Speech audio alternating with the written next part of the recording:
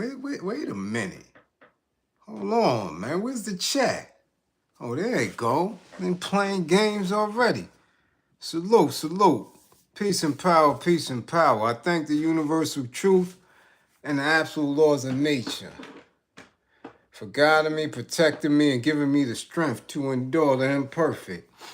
I shall attack with vigor, making progressive moves. A divine mind knows, a divine mind shows. All things work in divine order. All things work in divine order. All things work in divine order. Peace, peace, peace. Hold up. Peace, peace. Hold up. Peace and power to the people to struggle. Ooh, yeah, that's a little better. Peace and power to the people that struggle. As you come on in, salute. As you come on in, salute. As you come on in, know that you're in a safe space. Know you're in a space of learning and getting learned up. Know that you're in a space of educating and being educated. May, much appreciation, May. I see you. I see you. I see you, girl. Thanks for funding the war effort. Know that you're in a space of conversation, comments and concerns, questions and answers. You're in a space of knowledge, wisdom, and understanding. You're in a space of dialogue, a space of intelligence, a space of integrity, a space, of kings and queens, a space of comrades. You're in a space where we are working on a united path towards true liberation. As my classroom assistants come on in, please keep all contact information in the chat for the duration and throughout the class. Please keep all funding information. Hashtags, green screens, apps with cash, pals that pay, grams with money, unions that are Western, red cups, blue cups, got diggity doggity, green cups, zakat, charity, got them, pass the collection plate. Yeah, all that. Send a kite. Damn it, pink slips for the commissary. It's a war going on outside. From the war effort, the troops is coming, the troops is coming. The troops is coming. I've been telling y'all for years. Get y'all militia, get your army, get your protectors up. They here. If you or anybody you know is in need of anger management, please book an assessment. We got neighbors clapping neighbors over noise disputes in Crown Heights. Listen, if you or anybody you know is in need of anger management, book an assessment. Don't wait until it's too late. Don't wait until it's too late. Don't wait until you on a hot squad car hood. Don't wait until you're in the back of the squad car. Don't wait until they already got their pepper sprays out. Nah, it's too late. Don't wait until your kids don't want to be around you no more. It's too late. Book an assessment. If you or anybody you know is in need of a domestic violence intervention, please book an assessment. Stop sending each other outside the house with blackened eyes, scraped up noses, fat lips. Keep your hands to yourself. No eye jammies. Keep your hands to yourself. Book an assessment. Get down to the get there. If you or anybody you know is in need of an intimate relationship abuse consultation and counseling, please book an assessment. Learn the warning signs. Okay? The behaviors that should alarm you. Why she got that pot? That pot been boiling since 8 a.m. Damn it, it's 3 o'clock in the afternoon. Why that pot still on the stove? Yeah, behaviors that should alarm you, okay? Characters and characteristics that should heighten your awareness. People, places, events, conversations that should have your alertness levels on 1,000. Remember, with this information, the life that you saved could be your own. What's going on? It took me a minute. I'm telling you, I really, listen, you don't know. Some nights, it's a very, very real struggle to come on, to go live, to give this information. Okay?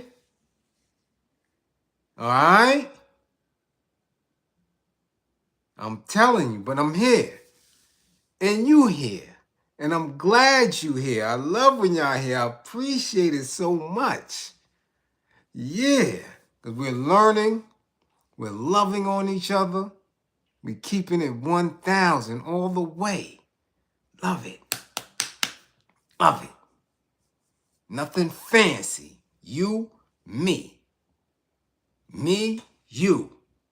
Direct talk. No disturbing, nothing here. Us. All right? None of the fancy bull. Us. None of the filters. Us. Talking. None of the pretty like us. Okay? All right? Matter of fact, we got somebody to call a class. Somebody call Benji. Benji. Yeah, call Benji Crump. Tell him to bring his ass to class. He next. It's a few of these Negroes that's next. They on their way out. Yeah. Though I don't know. He might have some weird shit going on. He looked like civil rights for real. Man, I was shocked when I did a little research on him. His ass looked like he looked like, man, listen, just tell him to come bring his ass to class. Come on, Crump. Come on to class. Yeah, come on, Benji. Hey, God diggity dog it. Somebody tell Curtis Blow to come to class. Yeah, bring Curtis Blow to class. We got some answers. We got some questions. Tell Cameo to come to class. Yeah, come on, Cameo. Larry Blackman. Yeah, Tommy. Come on to class. We know what y'all did. Y'all got to come to class. Bobby, too. Come on, B. Brown. Bring your ass to class. I love you, but yeah, the jig is up. Bring your ass to class. Come on. Philly. Y'all in the building? Yeah, I know, because y'all always in the building. Bring y'all ass to class. Y'all got some explaining to do. Yeah. In Houston. Bring y'all ass. Matter of fact, black women, period. Damn, black women. Y'all been in class quite a few times this month. What's going on with y'all? Get your act together. Shit. Tag black women. Tell them to come to class. We need some explaining. Yeah, while you're at it, share it. Let's go. Put it on y'all little socials. Get y'all little TikTok edits ready. Do what the hell y'all gonna do. Cause once it come out my mouth, I don't own it. It's in the universe. It's the truth. Do what you will with it. But make sure you do it right. All right? Let's see who's in. Ooh, Charles. Charles is in class again at number 1. Damn, Charles. Your ass running the class, huh? Much appreciation. We see you. Merklo, what up? T. Green, Youngin, what up, Tierra? Yes. South Jersey.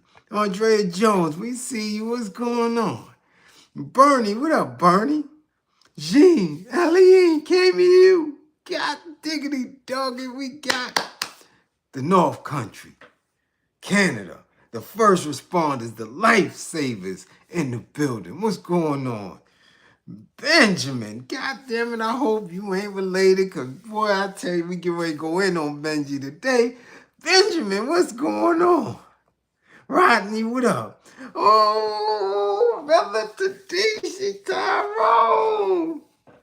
It's your best friends, the backyard again. Hi, I'm Uniqua. God diggity doggy. What up? Yeah. God doggy George, what up? Hot car, what up? A Wood, what up? Uh-huh. God body, peace, what's going on? Versace Broccoli, Philip Boone, PJ what up, PJ? Kim Williams, what up? Lovely lady. Dust Fro, what up? Snook the Bear TV with my apples. Peace, peace, what up? Woo, Construction Site Media TV, Philly. Threats, Chris. Yeah, Philly's in the building. See Blaze, my sniper. Pop, pop, pop, pop. Pop, pop, pop, pop. Steph. What up, Stephen Gill? We see you. Marguerite McDonald Music. What up? We see you. Yeah. Bushhead, what up? Darryl, what up? Think for yourself. TV. What's going on? Uh-oh, Merge is up in here. What up? Justin Spencer, what's going on? Ooh, Mr. Strictly Gay, we see you. What's going on? Mike Nice, Uptown Dre, Me Fuck, Philly. Molly, what up? K Moore, what up? What's going on? Eric Carlos, the Riverwalk, San Antonio up in the building. Brooklyn Jules, what up? What up? Come on now. What up? You better start promoting that page. Intellectual Soapbox, what up, Soap? Yeah. K Moore, what up? Huh? B More? Don't worry about it. Y'all gonna make the news. Y'all gonna make it. Y'all gonna make it to class. Y'all always do. Justin, what up? Truth Lady, okay. Walaikum assalam, warahmatullah wabarakatuh. We see you. Yes. Neville, 55. 55. God damn it, Neville. 55.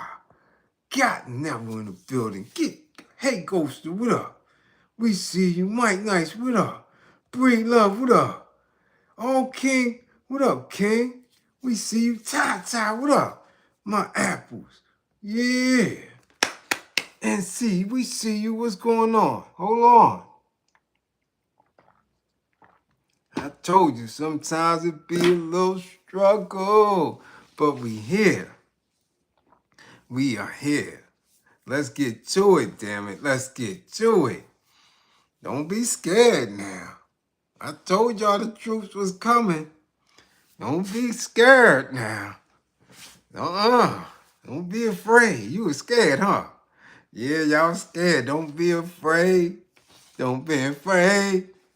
Don't be afraid. Yeah. What up, y'all? Now, y'all know.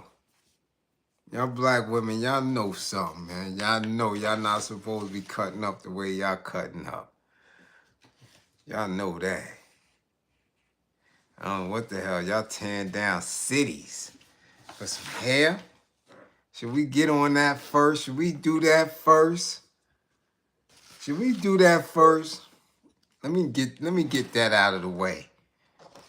Let me get that out of the way, woman folk. What y'all doing? Philly, Houston. Now, I came up in a different era. So I don't have any empathy. None whatsoever. I watched my mama do hair, get her hair done in the crib.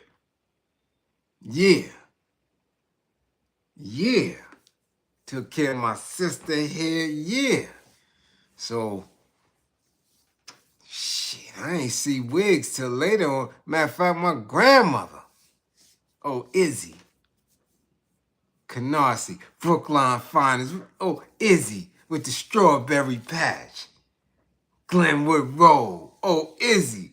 Izzy, I seen her with wigs, but shit, that was grandma. That was grandma. This stuff y'all got going on now, sending these third graders to school with wigs, y'all gotta stop, man. Y'all gotta stop. And y'all 10 cities up.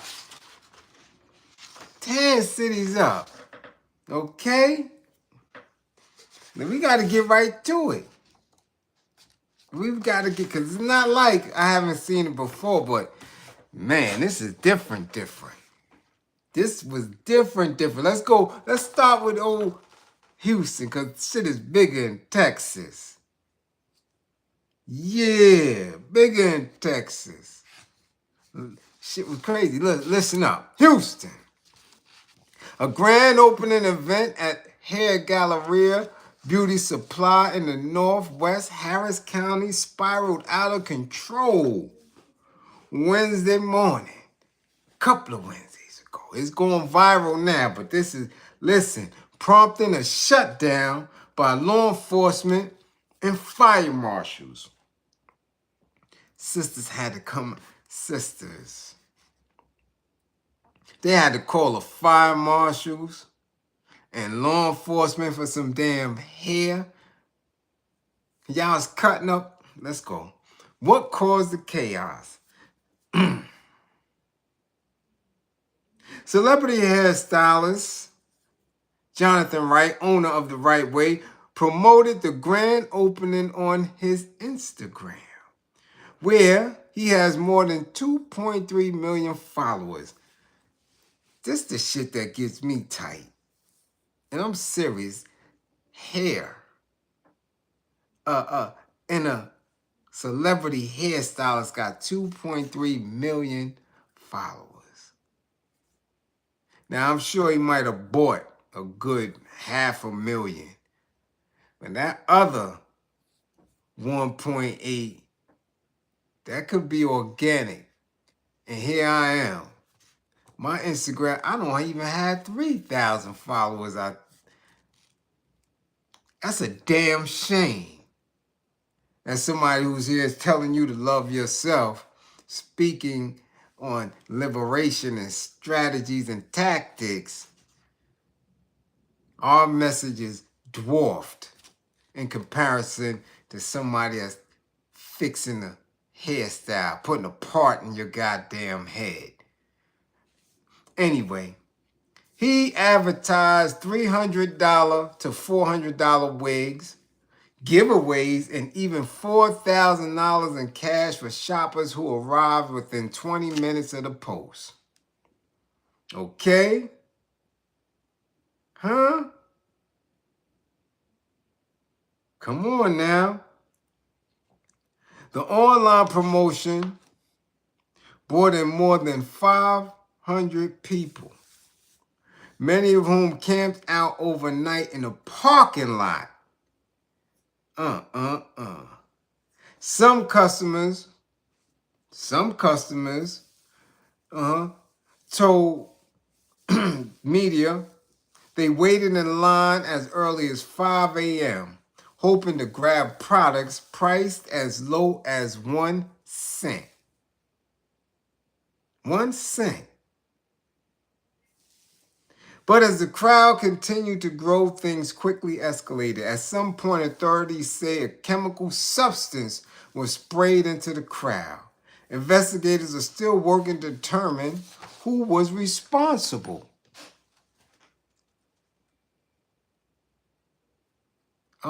Listen, I'm telling you, if I had an audience, a large audience, and I said, listen, we're going to be liberated tomorrow.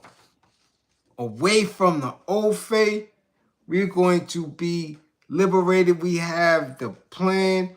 We have been moving in on it. I guarantee you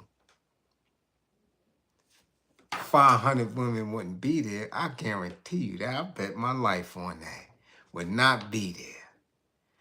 Here, y'all got thousands at 5 in the morning. 5 in the morning for some hair or hair products. Come on now. Come on now. Nah. The Harris County Sheriff's Office responded to the scene for reports of a disturbance and heat exhaustion. So that means it was hot. That means it was hot. Early in the morning and hot. And y'all out there for here. Here we go. EMS treated at least one woman at the scene. No arrests have been made. After the crowd cleared, the Harris County Fire Marshal stepped in and cited the owner for multiple violations, including not having the required certificate of occupancy or special use permit to host an event that size. Officials say the business was not approved for retail operations or public gatherings and did not have any crowd control measures in place. Damn, he got some. Ooh, wee. You know how much bread that's going to be? Man, hold on, wait a minute. What happened? Look. The store has been ordered to stay closed for at least 8 weeks until it can obtain the proper permits and undergo inspections. Despite that, the stylist continued to promote a second grand opening on social media as of Thursday morning. Those posts remained online.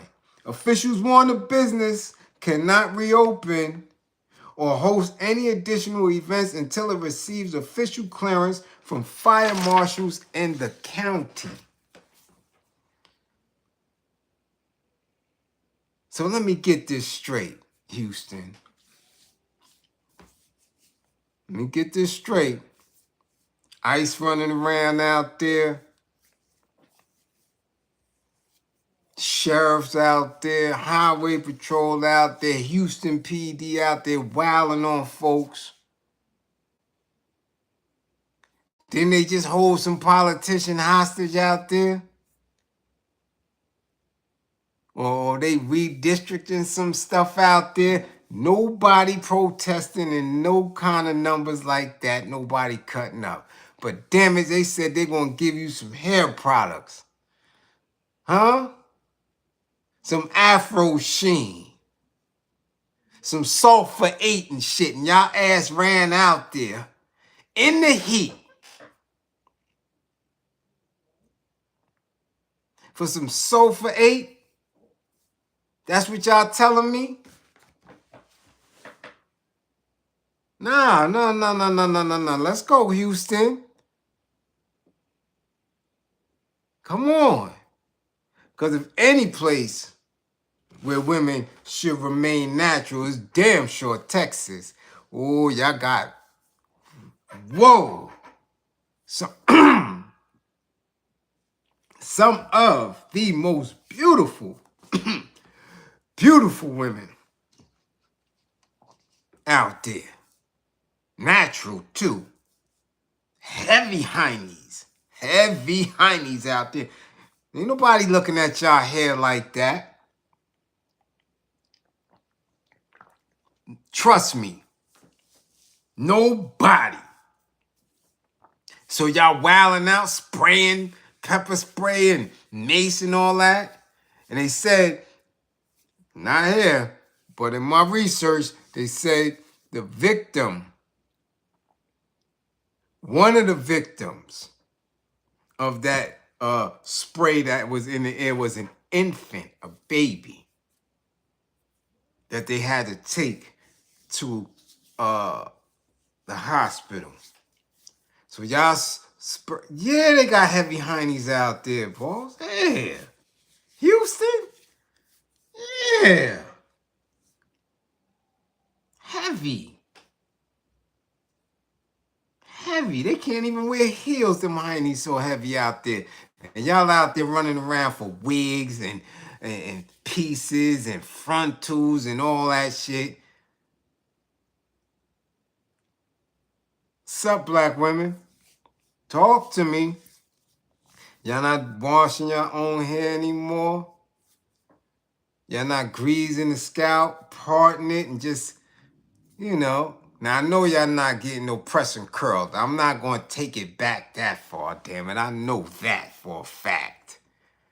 Alright? Anybody telling y'all to sit there like Myra, get no press and curl and all that, but no, I ain't telling you to get the straightening comb, but damn it. Y'all don't have to come out in that's just disrespectful that y'all come out in the thousands for some hair and hair products in the heat and acting up. And I know how hot Texas get. Did my basic training in El Paso. Did my AIT, my MOS training at Fort Sam, Houston, Texas. Where I'm telling you, it gets so hot out there. Like here, when it's hot in New York City, and the breeze come, we like this. Yeah, we chilling. Oh, you felt that breeze?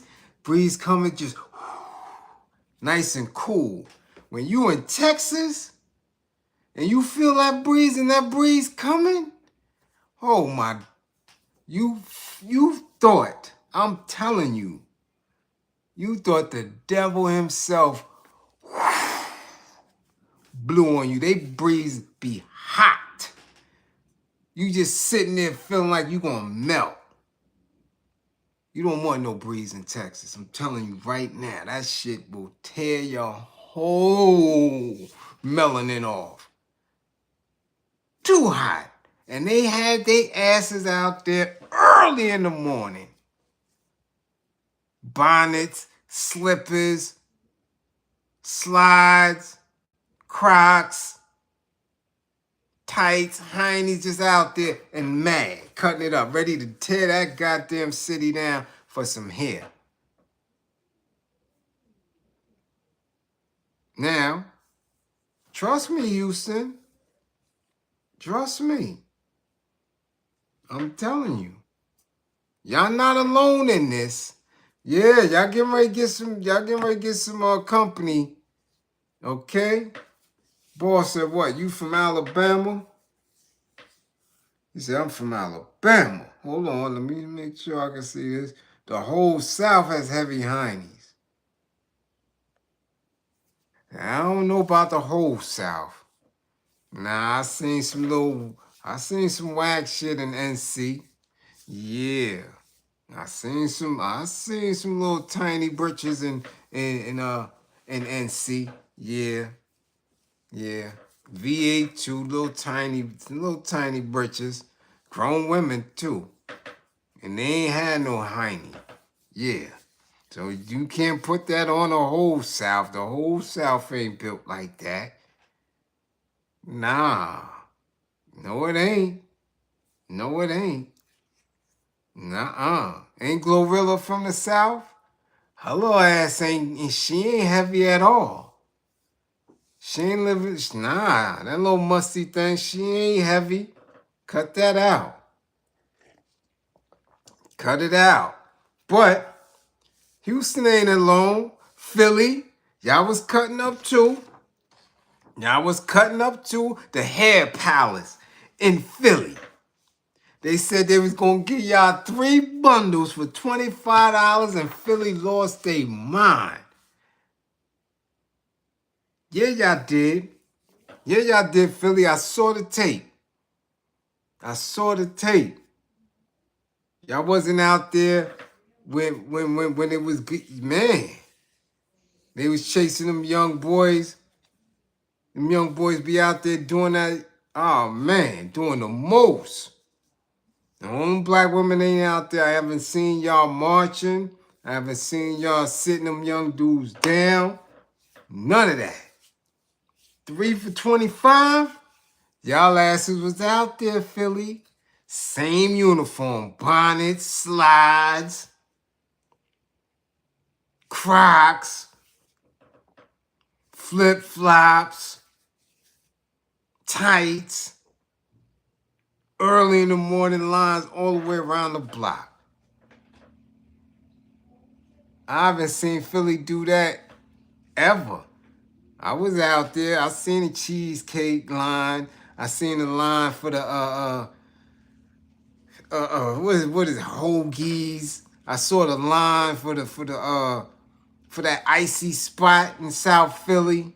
Y'all know what I'm talking about. That little icy spot that had a line around the back. Both of them. The one that's in South Philly in the shopping area. Y'all know the little shopping area. Y'all got all the tattoo shops and the old school sneaker stores. Y'all still got Deodoras and all that out there. Yeah, that little fly shit. Y'all think people don't be peeping, but Philly got some sneaker stores. I seen that shit. There's an icy spot over there where they clapped that girl. Not too long ago. Was it last year, year before last, that girl got shot by that icy spot? That line be down the block. And it was another one. Yeah. But y'all wasn't as deep as this damn hair palace. Now I'm trying to figure it out. Come on now. What kind of hair they giving y'all that got y'all up and ready to fight? Y'all don't even get up that early for work. But you claim the hair's for work. You claim the hair's for school. Get the hair, get the gels and the damn what you call it? Edge brush, the edge control, the edge glitter and all that shit for work in school, and y'all ass don't even go to work in school. Late. Cursing supervisors out. Talking about I'm here. No, that's not how it works. Not at all. Now I get it. That stuff is expensive. And if somebody's going to say they're giving you a little sale, I can see it getting a little, a little bit of ruckus. But nah, not thousands, not lines whipped all the way around the block 4 times. Come on, black women. Can we get back to getting, to getting decent, loving, nurturing hair care in the home? Because that's where y'all spoke. That's where the mothers spoke to the daughters, the granddaughters spoke to the grandmothers and the aunties, and they all helping out, doing each other hair, talking. You're growing up, raising these girls, giving them jewels. Now y'all just go to the damn hair spot, then go down and find the other hair salon and got different people and different products, different energies in your hair and on your head and your scalp. So y'all wondering why people running crazy now. You're wondering why people running crazy now. Because you got too much shit going on. Okay? You locked? I don't know. I ain't seen it. I ain't seen a DM from you, never. You ain't see. I don't know if you locked or what. You gotta be careful with locks too. Okay? Okay, you gotta be careful where you go to get it, washed and relocked and all that. But come on, taking care. All right? That's something that, I watched it. Seriously. And it's something that Amos Wilson said earlier. And Strictly Game, he hit me with it. They said matter of fact, I seen it a couple of times. A couple of people hit me with it today. We lost ourselves the minute we wanted to be like white folk. That's when we lost it. So Amos Wilson, or was that Naeem Akbar? Because that was my man too. I gotta check that. Might be Naeem Akbar too. Could have been Naeem Akbar. Because he was sharp too. Yeah. You dig? But come on. You can't go get hair from wherever you don't know where it's from. Asia, China, anywhere. Shit, didn't we just see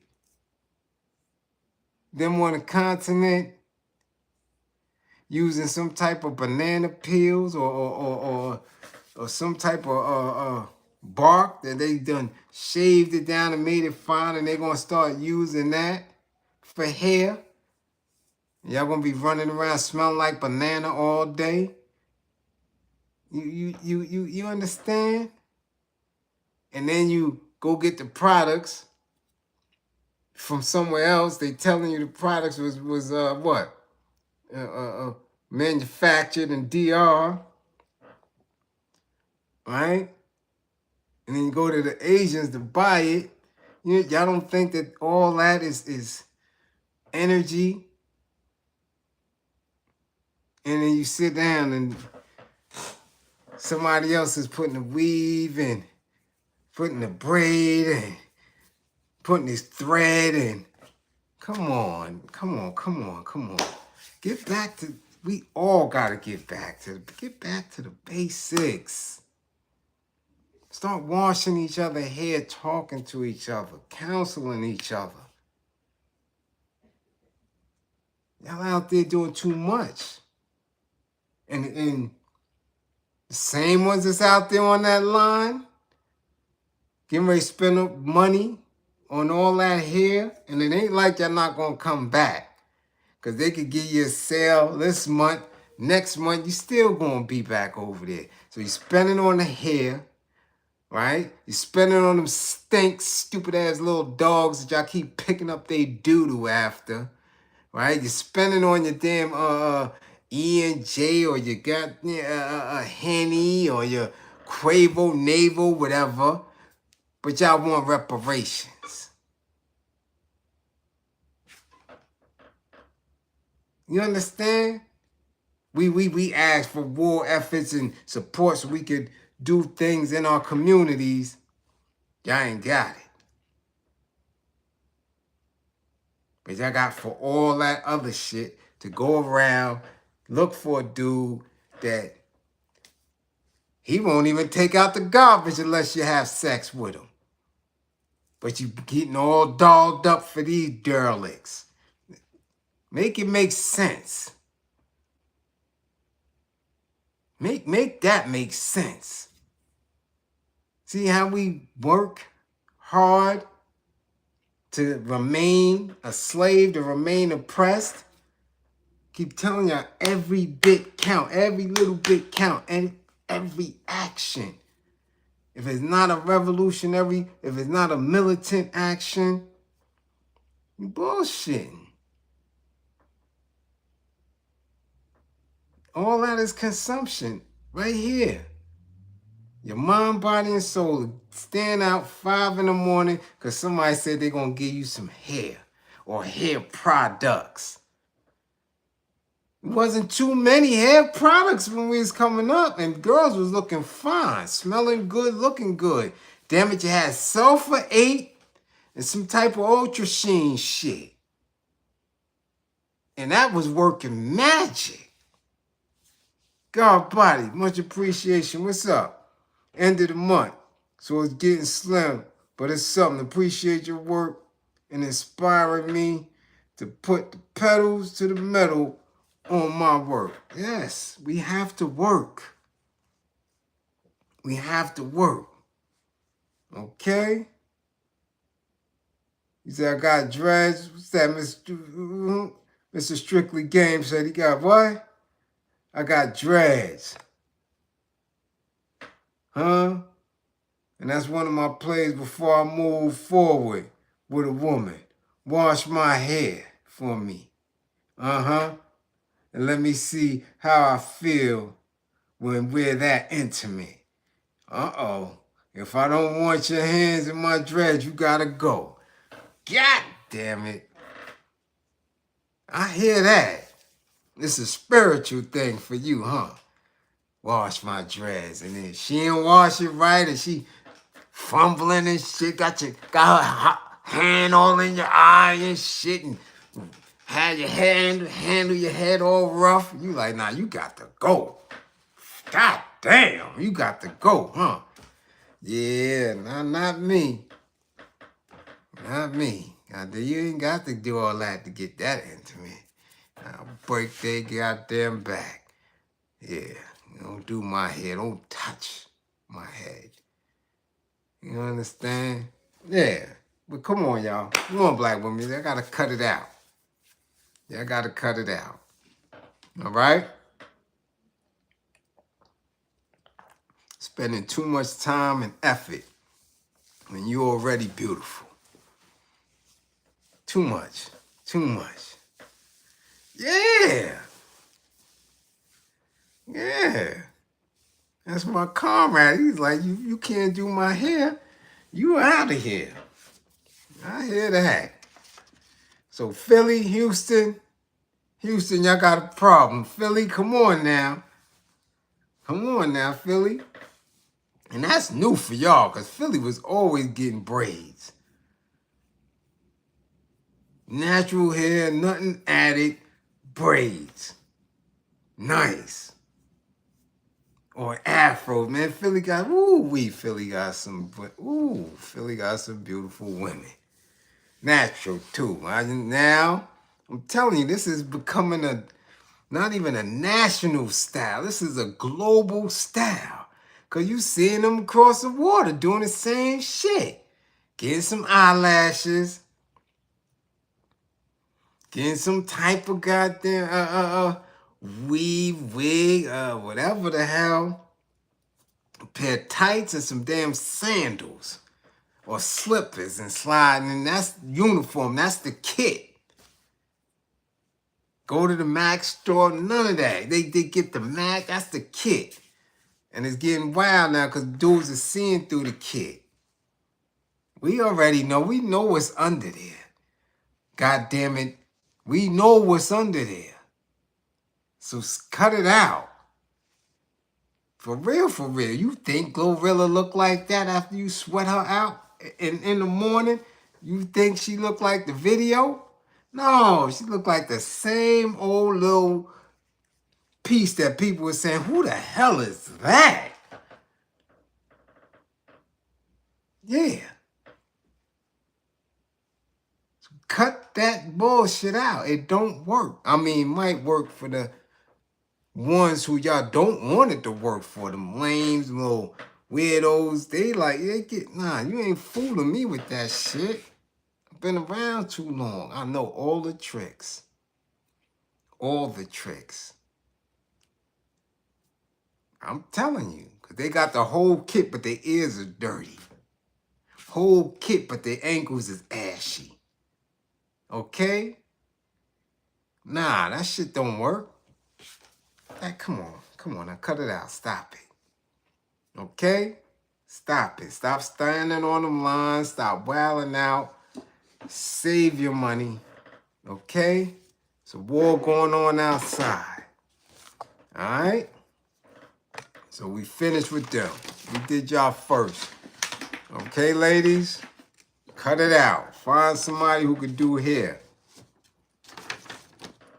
Okay? You know? And I gotta say, ladies, because there wasn't no men out there. All right? Because if it was all that and it was all that much of a sale, some men would be out there trying to hustle.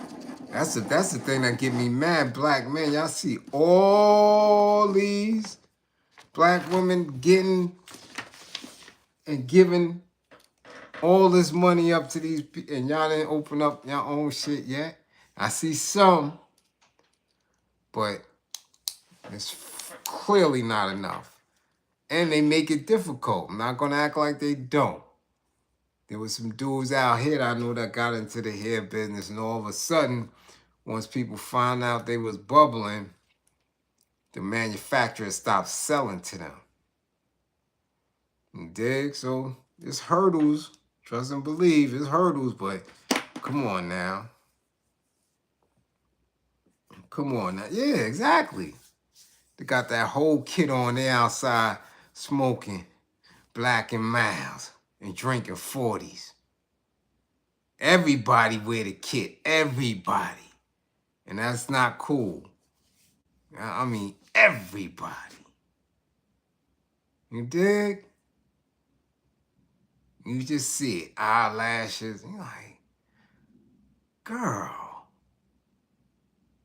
And sometimes that's the only thing they got. Don't you hate that?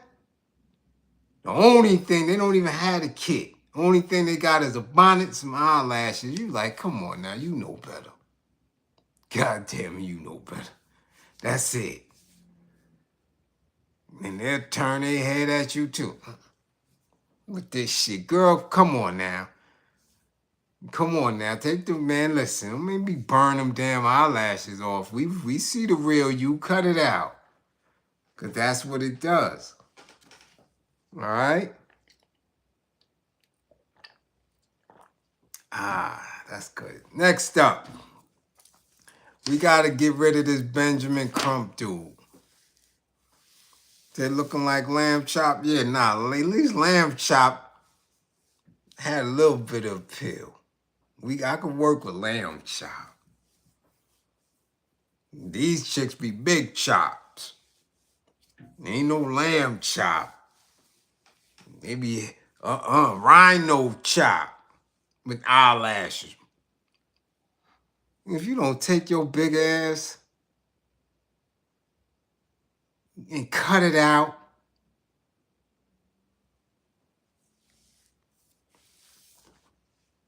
now, yeah, we gotta get rid of this dude.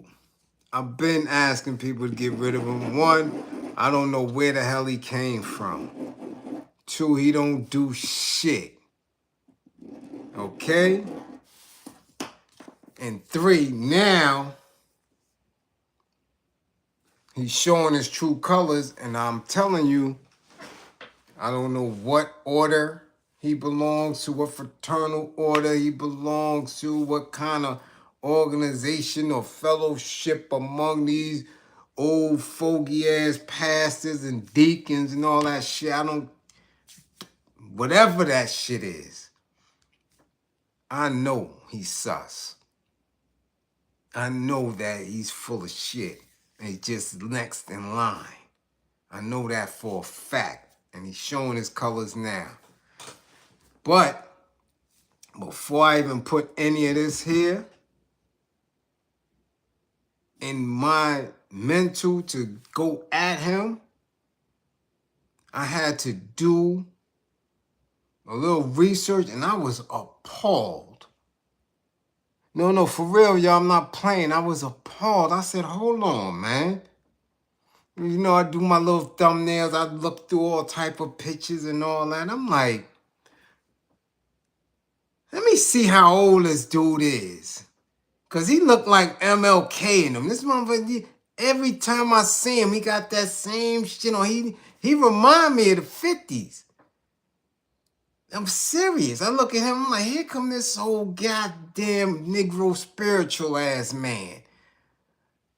Getting ready to talk some shit that's way out of date. And I'm looking, I'm like, why the hell he look like he belong with goddamn Earl and them?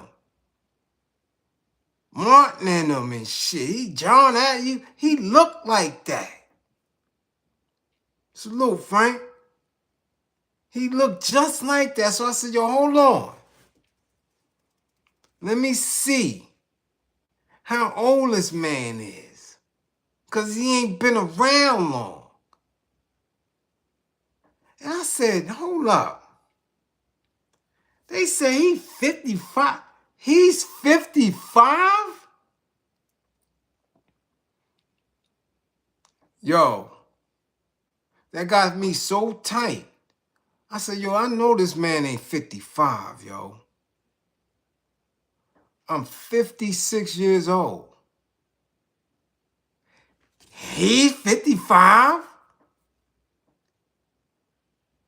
Come on, man. Come on now. Do y'all understand what I'm saying? Now I'm 56.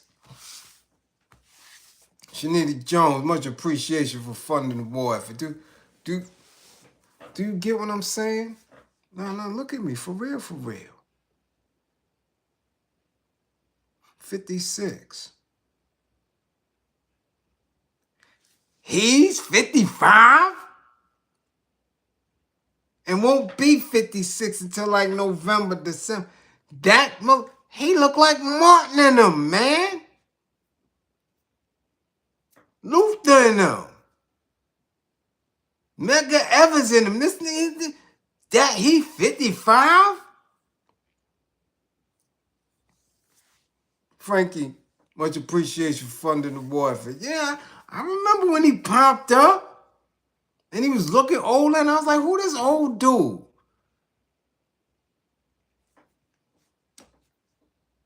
Come on, man. But, you see how they will give you prestige and title and thrust you up? And I'm like, listen, I would rather be right where I'm at, doing what I'm doing, unattached. Nobody owns me. Independent. Saying what I want to say, speaking truth. And looking like this, then it look like that. That shit don't make any sense to me. None whatsoever. At all. None. That's 55? No, see, that's 55 without hip-hop. That's what that shit is. Because ain't no way in hell you looking and sounding like that in 2025 at 55. You sound like you getting ready to goddamn walk across the bridge.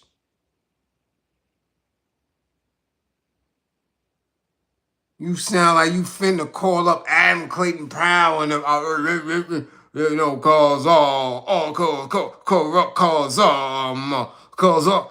get the fuck, come on, man. And that's supposed to move you to what? Not liberation. I tell you that. But they keeping him in the forefront because what? Because whatever the credentials he has as far as going through and being positioned to make settlements and get settlements for individuals, because he's not a trial attorney. Okay? He's not writing case law. No. He's been selected to calm individuals, to squelch the fire of revolution. Okay? That's it. So now, he wants to be Trump. Crump wants to be Trump. Crump wants to be Trump because now he invested in horses. He invested in race horses. And I'm saying, hold up. What part of the revolution is that? What part of revolution, what part of change, what part of black folk rising is that? Horse racing? He buying thoroughbreds? He's investing in horses? Yeah, y'all been letting him do y'all settlement attorney too long. Because here come the bullshit now. Because I keep telling y'all, when you're in your mid-50s, tops. I'm talking about tops. You got about 14 summers left. If you think these old phase is going to go to Congress, go to the House, you know, from the Senate and the Senate to the representatives, representatives to the Senate to the Congress, you think they're going to give y'all reparations within the next 14 summers? Y'all out of your damn mind. Okay? Y'all out your damn mind. And I'm telling you, if I'm in damn good shape for 56. Excellent shape, I would say. For the average 56-year-old, yeah. If the old phase leave me alone, if they don't figure who I am, and they don't come through and send a drone, I'm sure I could do about 15, 16 summers. He can't. I'm going to tell you that right now. Crump wants to be drunk, looking like he 1957 drunk. I don't know what it is. And it's not, I'm telling you, not just him. I do this in the community, in the hood all the time. And there's no reason for anyone younger than me to look older than me at all. Not when you have access to everything.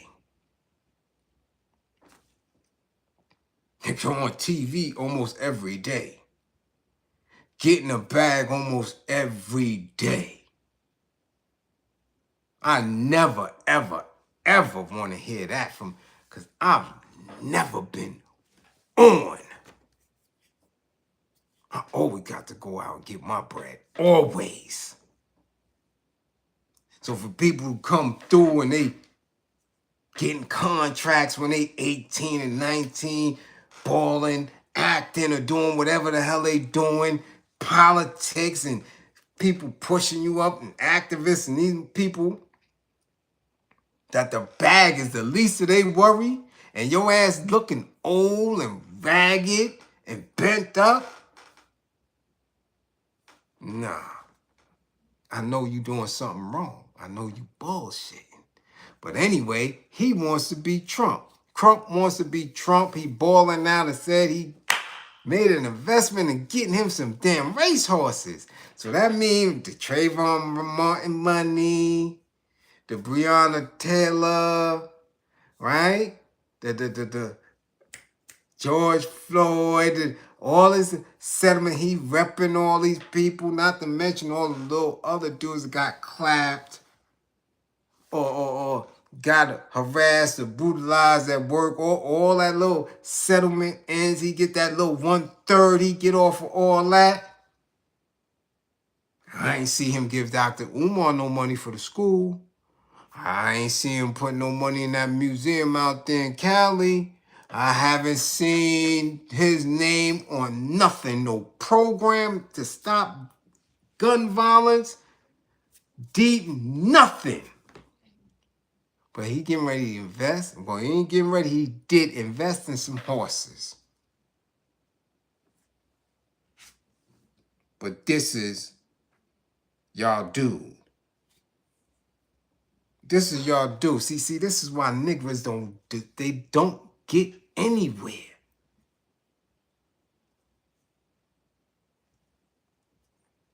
You know, because they don't want to. He doesn't have in his mind the concept of life without the old faith.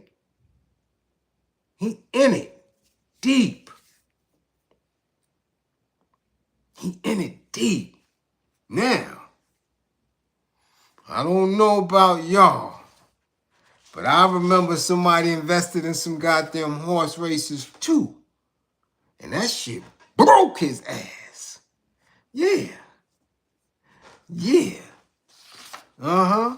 Y'all do remember, old Mr. Burrell, old Mr. Hammer. Y'all remember Hammer? Yeah, remember him? He bought some horses. Let's go to the notes. Hammer and the rest of the Louis Burrell Sr. family from Oakland owned Light, L-I-T-E, L-I-G-H-T, and about 19 other horses. And he planned to buy more. He planned to buy more, right? Get into the breeding end of the business and maybe even buy a farm. Besides influencing more practical dress codes around racetracks, they have much to contribute to a sport that is losing more investors than it gains. Now we talking about back then, early 90s. It was losing investors back then, right? Hear me out now, let's get this. The Burrells have spent millions on horses. Light, the main horse, reportedly cost $1.2 million, and Hammer was reluctant to join his family early on. Quote unquote, this racing has been more fun than the entertainment business, but I was reluctant to get involved, Hammer said. I had heard the horror stories about how people had lost money in racing, but I have a lot of confidence in my brother. Okay? Listen now. People known this since Hammer. From Hammer time, Hammer days. He lost his shirt, among other things, other investments. But them horses. 19 of them. So now, Mr. Crump, Benji Crump, who's running around, always talking about we filed suit. We filed a lawsuit, yeah, because of, something like this can no longer happen again. Oh, 55-year-old looking like 1955. Straight up. He's never gonna get around that with me. Never. Ever. There's no way. I'll be damn near penniless, always looking for a nickel and a dime. And I'm looking fine. I might say so myself. Yeah. Not the most handsome, but damn sure one of the most youthful. I should say so myself. Yeah.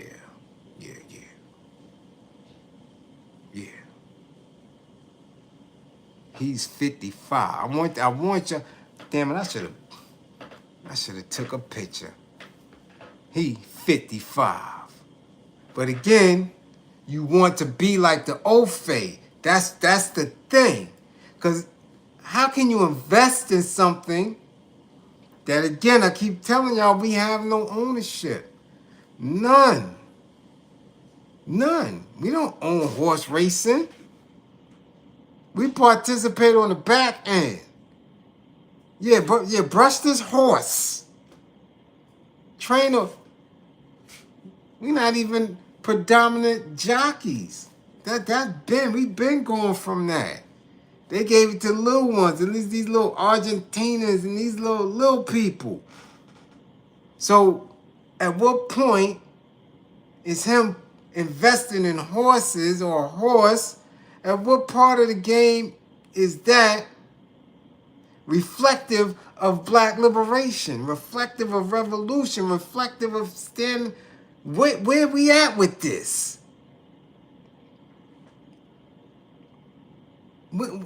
For real? That's Negro shit. For real. For real. I just want y'all to know that. Because stop listening to what people say and watch what they do. Stop listening to what they say and listen for what they won't say. What they won't do.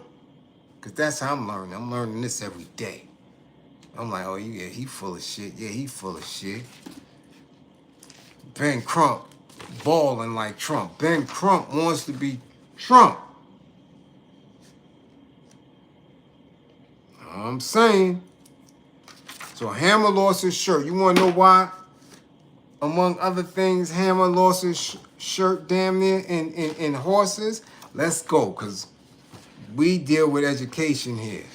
When you go and rewind and replay these, any classes, you get some type of learning. We build together. We educate each other. Let's see how Hammer and Ben Crump, because I never seen him ride no horse. I never see him at the Kentucky Derby or Penn Relays or the goddamn Preakness. He goes there all the time. That's what he's been doing since Trayvon Martin. He always there at the Kentucky Derby every year. This shit, that's new to me. I never seen all the pictures of him. But now we got one, right? So let's see. Fiscal responsibility is a must, as ownership can involve significant costs and investments that should be viewed as disposable income. So this man, who's supposed to be fighting for civil rights and justice, he got disposable income. I'm just saying. Right? He got disposable income. He couldn't give Dr. Umar nothing. I'm just saying, y'all, because y'all gave Dr. Umar a lot. But these individuals did. So that should have been a red flag already. They wasn't rolling up in numbers to be donating to the Frederick Douglass, Marcus Garvey guy. No. The Ben Crump wasn't. Right? Nation of Islam wasn't. Right? Cornell West. None of these individuals gave him nothing. They could have outright funded that school. Especially old Ben Crump, because he got disposable income right here. Successful racehorses may yield lucrative returns through purse money earnings, future sale, and or breeding opportunities. But most racehorses do not prove profitable. So he already took Trayvon Martin money, and that's gone. It's gone. A love of the sport motivates most owners. The opportunity for a fun and gratifying experience. So that means every time this man get out of somebody's courtroom or somebody's church or somebody's press conference and rally, he going to the track. Yeah. Ben Crump want to be Trump, so he going to the racetrack. Soon as he leave, soon as he leave the press conference, he like this. Yeah. Somebody put that on the bolita and the handle. Yeah. That's that settlement bank, right? That settlement brick. Yeah, that 1/3%. He going to the track. I'm just saying now, if y'all fine with that, be fine with it. If the Freemasons is fine with it, be fine with it. Again, it lets me know that that's no space for me. The church, all those institutions that follow institutions of the old faith that mirror them, that's not a spot for me because I don't have the stomach for that dumb shit. I don't want to dance like my enemy. I don't want to shimmy and shake. I don't want my enemy's women. They got to go. But y'all fine with this old settlement attorney. That look like he belonged with Julian Bond and all them. Baynard Ruspin and all that. He 55 and he looking like that? Look like he running around with Nixon and them niggas. Like he down with Hoover and them. You 55 for real, son? For real? Let's go. Let's go. Ownership opportunities. Horses can be purchased by an individual, single entity, or partnership, multiple investors. And that's what I believe he got, because he's standing there, some dude who is instrumental in doing some other investments and all that. Episcopalian looking dude. I don't know where he from, don't care. Because what they do has zero effect on how my people get liberated. Zero. At all. Donut, a bagel. Let's continue. And given the costs associated with ownership, partnerships are more popular than ever. Along with reducing the financial burden for investors, partnerships allow people who wouldn't be able to afford a racehorse on their own to get involved in ownership. Okay? It doesn't matter the percentage. Owning a piece of a winning horse brings a sense of accomplishment and joy. Really? Really? That's what I'm saying. Niggas don't want freedom. That's what gives you joy and a sense of accomplishment. Buying a horse? Oh, man. Come on. Partnerships foster camaraderie and memorable experiences and are good for networking and celebrations in a winner's circle. Again, comfortable in your oppression. Let's go. Partnership expansion. Limited partnerships have always existed, but the growth of conglomerate partnerships groups has exploded over the last couple of decades. The overwhelming majority of partnership groups operated under a standard model where the size of the investment determines the percentage of ownership.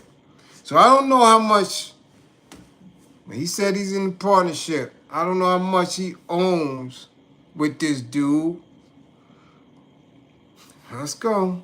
These groups will operate under a banner like Dogwood Stables, Brilliant Racing, Eclipse Thoroughbred Partners, West Point Thoroughbreds, etc., etc., etc.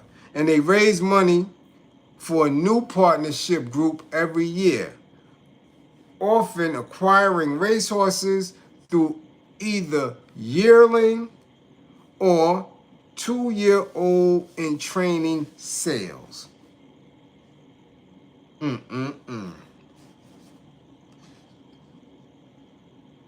That's deep. That's deep that he could take that Trayvon Breonna Taylor money and go get him a horse. I see you, Nehemiah. Much appreciation. Okay, what's good? Mello, what up? I'm serious. This is wild to me, y'all. This is wild to me. Let's get down to the numbers. But how much does it cost? Championship quality thoroughbreds cost between $100,000 and $300,000 to purchase and about $45,000 a year in expenses. Of course, buying a thoroughbred is competitive and purchase prices can easily exceed $300,000. We like to think if you have the right team representing you, they will be able to find a top thoroughbred racehorse in the range above. Furthermore, if you join a syndicate,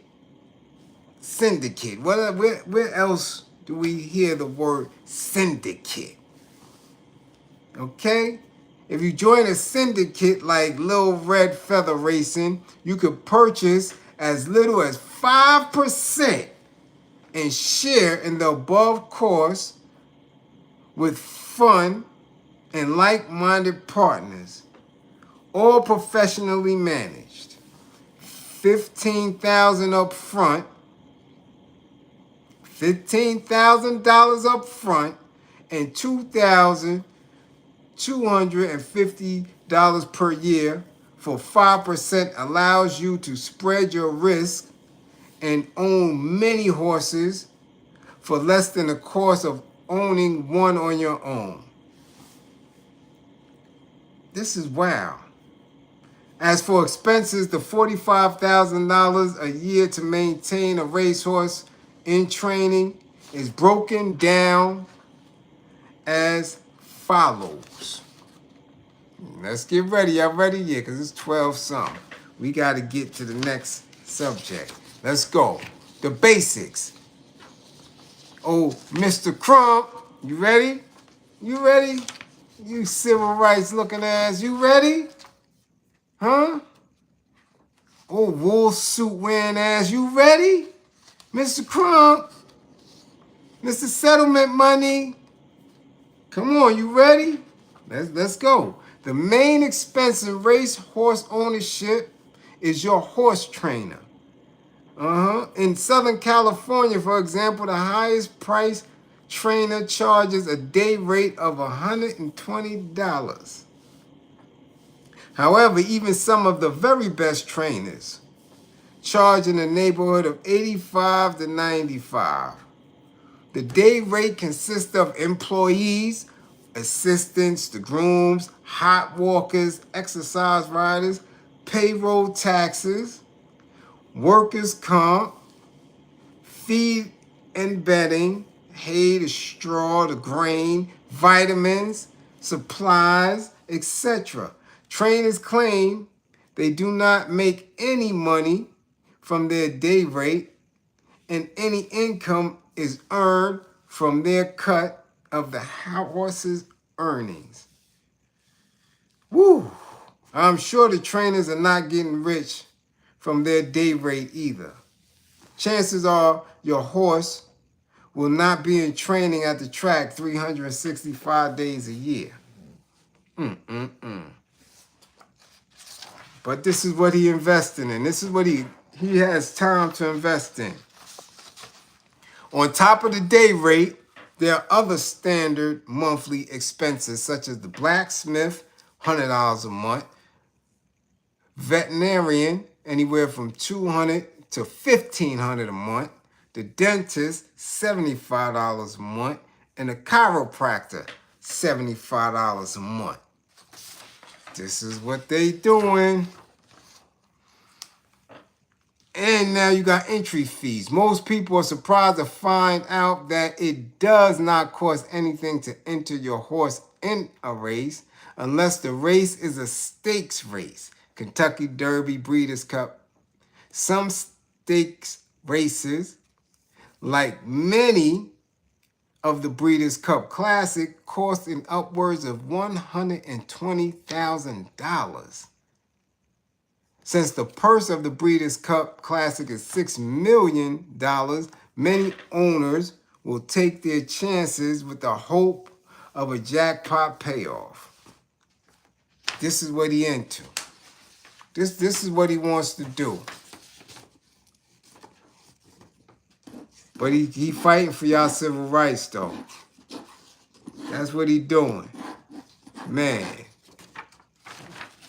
Can't make this shit up. Can't make it up.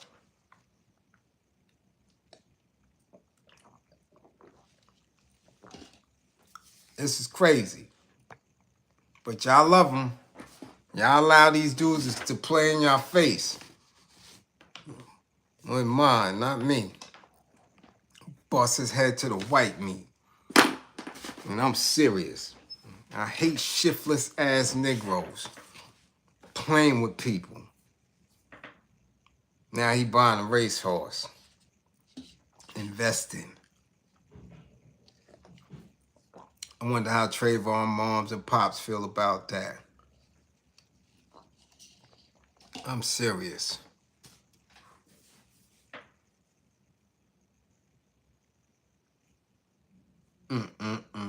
Anyway, let's move on.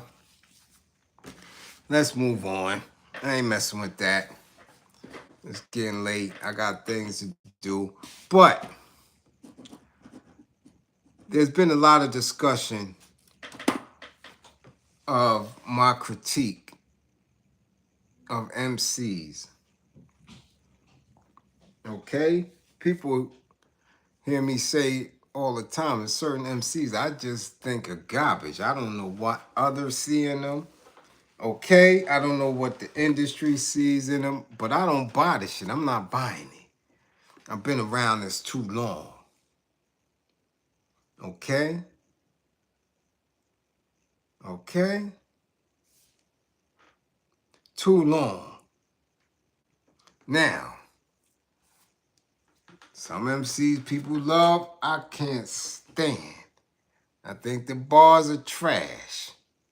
I think their delivery is weak. And I don't like their image. Okay? However, why you say that, Bliz? Because I've been at this a long time. I've been a fan for a long time. An avid listener. Love hip hop. But I do know when it went to commercial rap.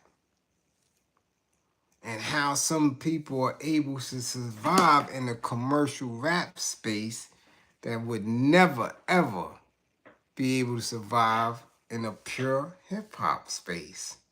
Wouldn't do it. But what many people don't know is that this is purposely done. See, when I came up, we came up and listened to the Cold Crush tapes. Listening to the battles. Going to the jams, knowing who was the neighborhood MC, who he was battling, and talking about it in school. Yo, they gonna battle at the jam this weekend. So lyrics always had to be impressive. And the delivery. So when you come from that era, you understand when it got commercial.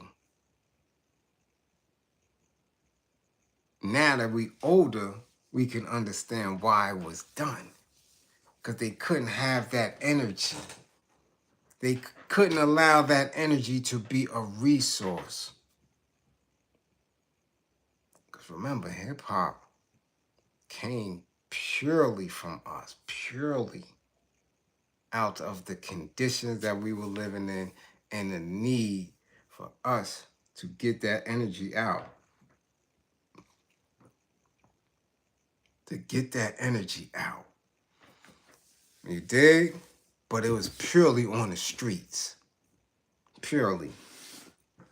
Once it got into the industry, once it went into the music and entertainment industry, it was commercial.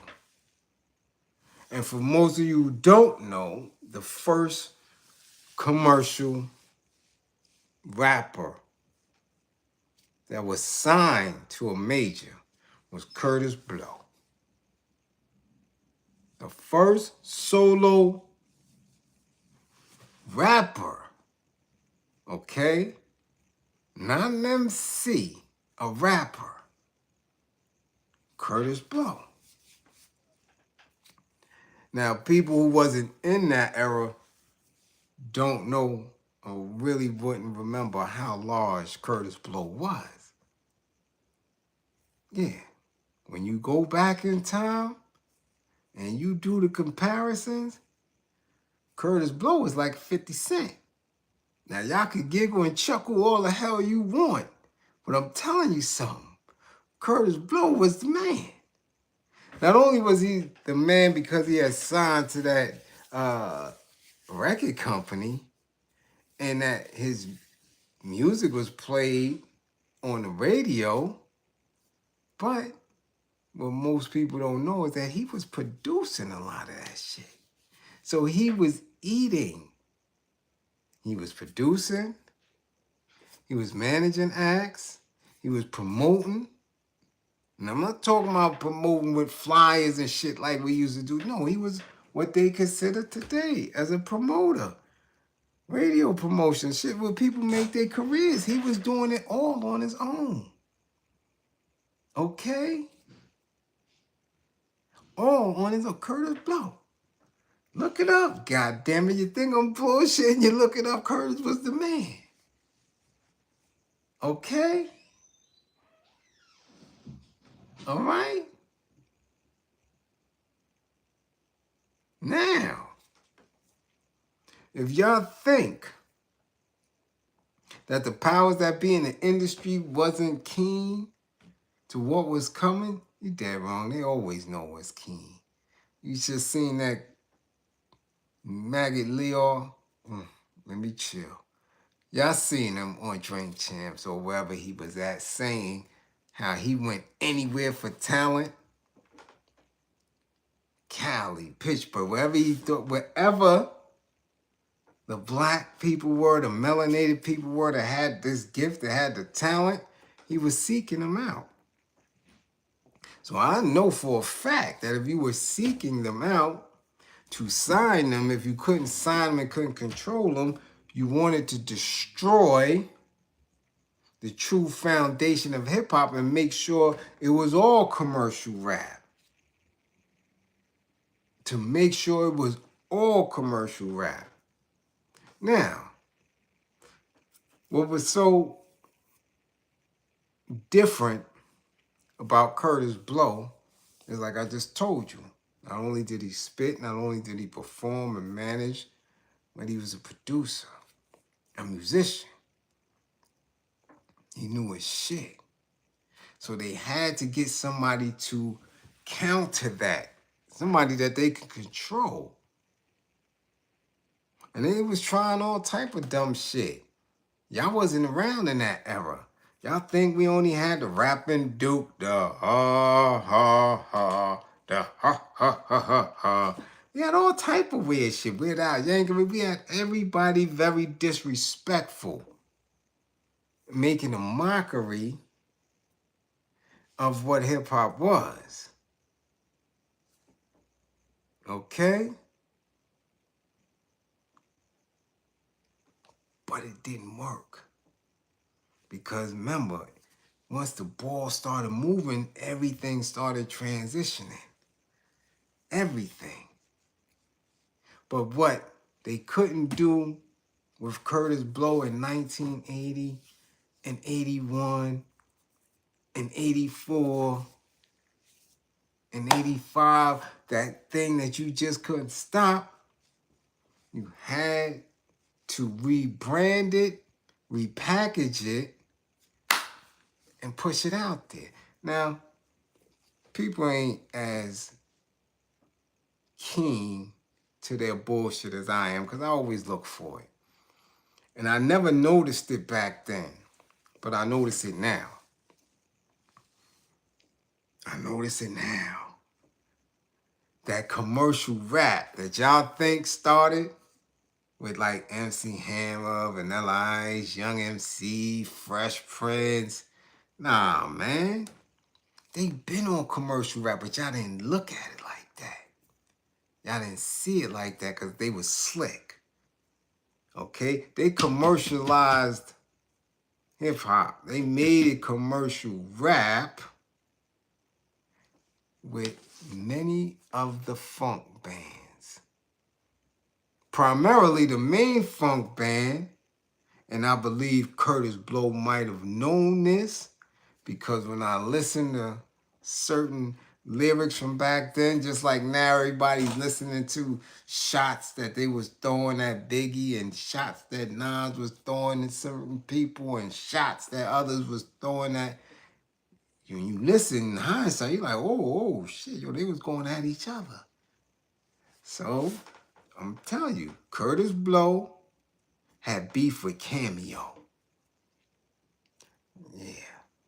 And Cameo, with a machine behind them, had beef with Curtis Blow. They wanted Curtis' spot. See, the only thing that Curtis really couldn't do was sing. I mean, he tried it. I love him, baby. Nobody wanted to hear that shit. Nobody wanted to hear that. But there was always harmonizing in hip-hop. From Cold Crush to Fearless to Fantastic, there was always singing. Right? Just like Force MC's became the Force MDs, right? Always. Yeah, Cameo. Yeah, Candy. Yeah. And that's what they utilized to repackage hip-hop, to turn it into commercial rap. They even tried to make Larry Blackman look like Curtis Blow. Oh, yeah. Yeah. Yeah. So when you're listening to Word Up, when you're listening to Word Up, when you're looking at it, it wasn't no band that had crazy. That's commercial rap. Go listen to the whole Word Up album. Candy and all that. Why do you think it's still banging to this day? It took specific elements from hip hop, shifted it, right? The way hip hop shifted some disco and soul and funk and shifted it. That's what it was. They did it with Bobby first, right? They really did it with New Edition. You ain't hear Ralph rapping? You ain't hear them rapping? That's what they was doing.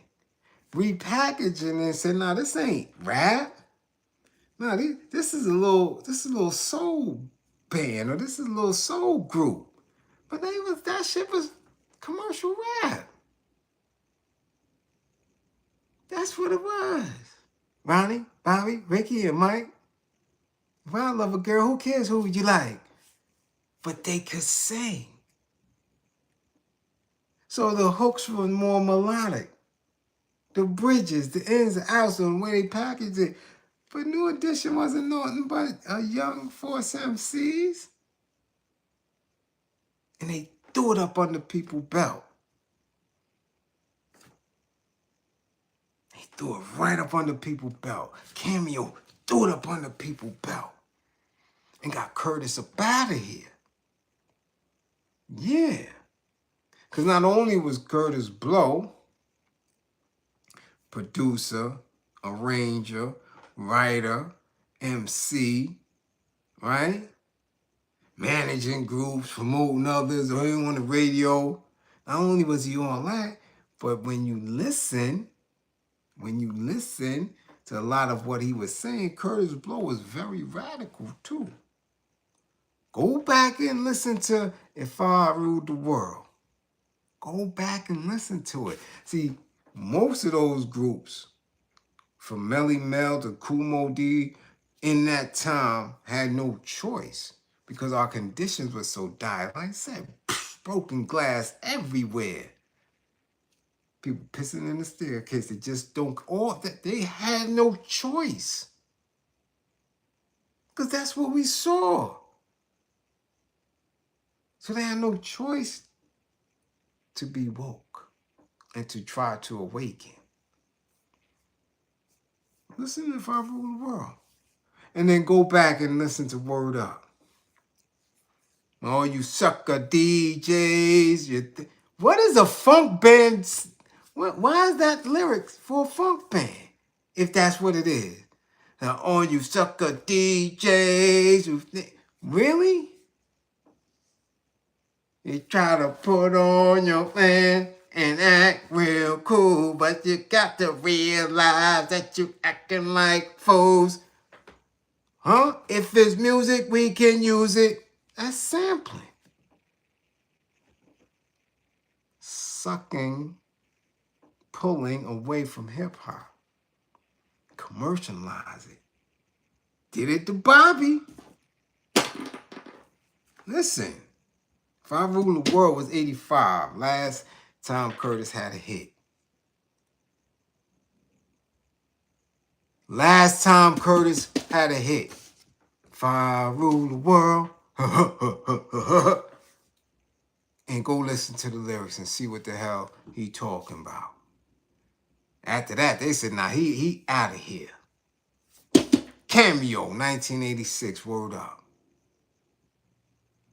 That album banged until 87. Okay? What up, Arkansas? Peace and power. Huh? And then what they do to really, because again, at that time, hip-hop is going through a renaissance with MCs. All right? I keep telling y'all that. So while they pushing that Cameo, we get Rakim, we get Kane, we get KRS, we get Kool Keith, we get Paz the Noose. Okay, we get Chuck.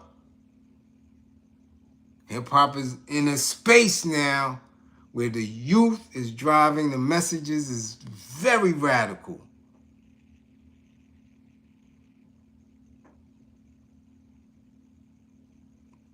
And they throw Bobby Brown right in the mix. How do y'all think these groups and these individuals move? You think that they don't have the entire machine behind them? You think Bobby Brown was able to blow because he was in Cool It Now? And is this the end? You think that? Go back and see how orchestrated this shit is. Larry Blackman was in Bobby Brown's second solo video, looking just like Larry Blackman, with a pair of tights and a red-ass cup in front of his gripper piece. To my girl next door. Yeah. You think that ain't orchestrated? You think that's not a rollout? Let's see if he could do what hip-hop can't do. Get soft and marketable. By the time Don't Be Cruel came out, that was it. That ushered in any other space to soften hip-hop and commercialize it. Bobby talking about Don't Be Cruel, because they can sing. So now, they don't need a sample for a voice. They just need an original track laid through and allow this boy to sing or croon or whatever and bust a rap. As long as he can bust a rap and they can sell it to the masses as a rap, he good. Because why did Bobby rhyme in that? Why was he rhyming and Don't Be Cruel? Why? If he's such a crooner, a singer, why? Tell me that. These was the beginnings of jacking the culture. Bobby said, now you know my name. Now I know your game. What? And if you want to be with me, really? Come on, man. And he kept doing it and kept doing it.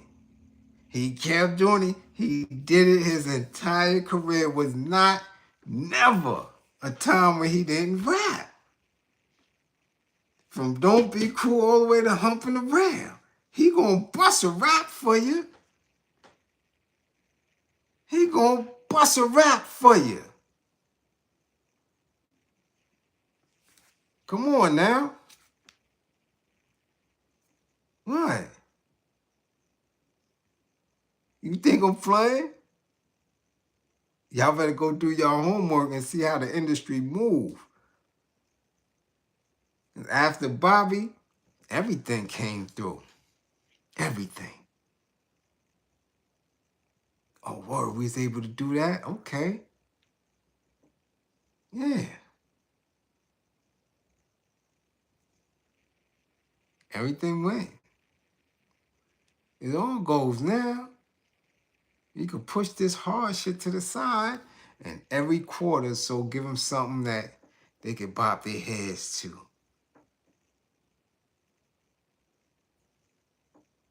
Jacked it. Jacked it. Y'all didn't see that. See, y'all can see when the old fade do it. Oh, that's he culture vulture, and they jacking it. But you couldn't see when it came from somewhere else, huh? You couldn't see that. Y'all didn't see Larry Blackman and Cameo switch their whole shit up. They would have been done. Dead in the water. They said, man, them young boys ain't doing that. We could do what them young boys do. Not as fast. But we can do it. Restructure the song. That's it. Restructure the song. And you get word up. That's all they did. And people ain't peeping. Why you think Bobby was with Teddy Riley? Why? Y'all think that was, you think he was just, y'all believe the story, he just was hanging in Harlem. Everything in the industry is, put him with that and that.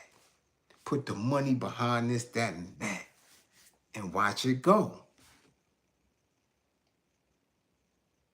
And make sure it don't lose. Now, some of the time it lost.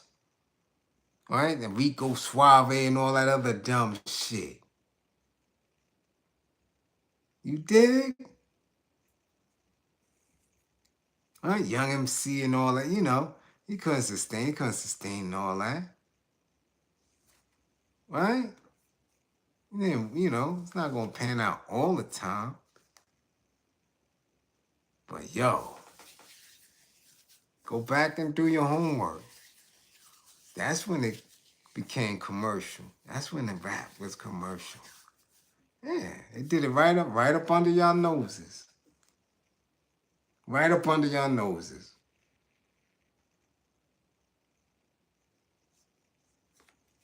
Come on now, don't come up in here with all that. Little bit of love. Listen, I love them too.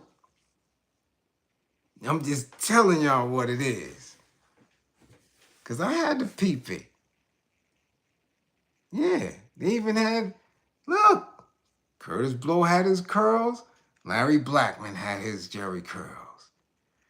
If I ruled the world, Curtis Blow was in all black. His jeans was tight. Them slacks was tight as hell in that tux. But he was moving, put a red cummerbund or whatever that shit is around him. Larry Blackman was in all black and word up. First time you ever seen that cup. He never wore that cup when they was just doing pure funk. As soon as they shifted gears and turned into rap, now he got the red cup. Now he got the energy. Now, and word up, since when y'all ever seen a funk band go against the police? Now, all of a sudden, the police is after a funk band? They got your man out there, LeVar Burton, police, come out with your hands up. That's hip-hop energy. That's in the streets.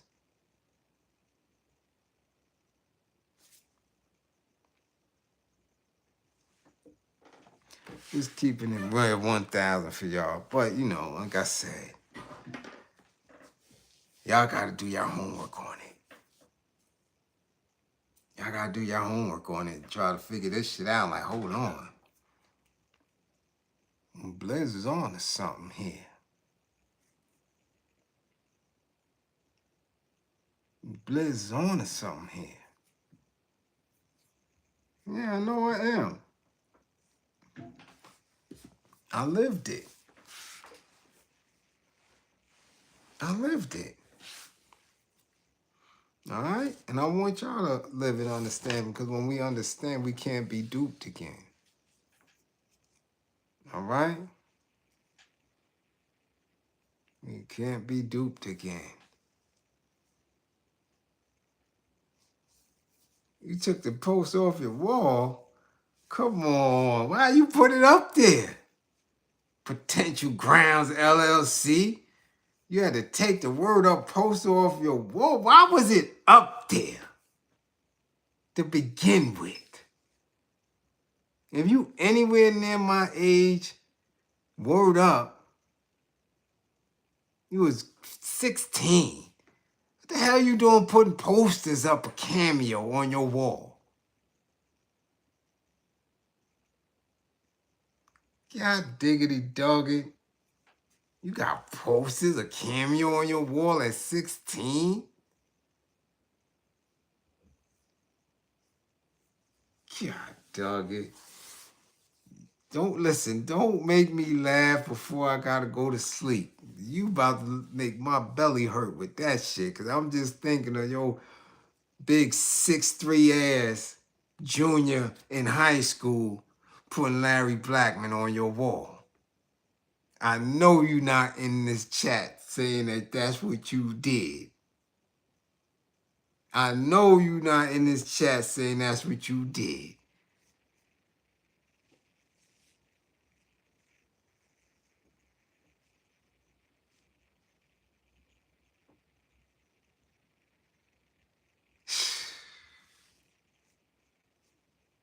Cut it out. Cut it out. Cut it out. Gonna make my stomach hurt.